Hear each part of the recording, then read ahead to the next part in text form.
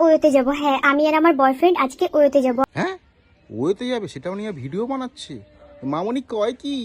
পরে আমরা খুন করতে যাচ্ছি না, আর ওই জায়গাটা এতটাও খারাপ না যতটা তোমরা ভাবো। এই কে রে? ওয়েতে খারাপ বলছিস? কে রে? কে কে তুই কোথাকার পাবলিক তুই ওকে খারাপ বলছিস?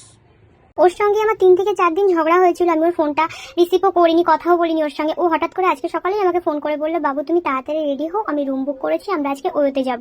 3-4 দিন ঝগড়া হয়েছে বলে বাবু আজকে ওয়ে বুক করেছে? কে করে ভাই?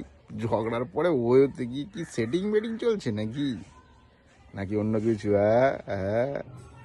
আমি ভীষণ এক্সাইটেড ছিলাম, আমি জীবনে প্রথমবার ওয়ে যাব। তাই আমি জানতাম যে ছেলেরা বেশি এক্সপেরিমেন্ট হয় ওয়েতে যাওয়ার জন্য, কিন্তু এখানে দেখছি ছেলে কোথায় ভাই? কি দিনকাল পড়লো ওয়েতে যাওয়ার জন্য মেয়েরা এক্সাইটেড?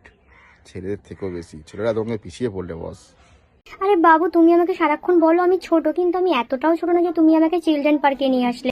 আহারে, শেষমেশ কিনা ওই ওয়েতে না নিয়ে গিয়ে চিলড্রেন পার্ক? এটা মানা যায় না, এটা সত্যি অন্যায় হয়েছে।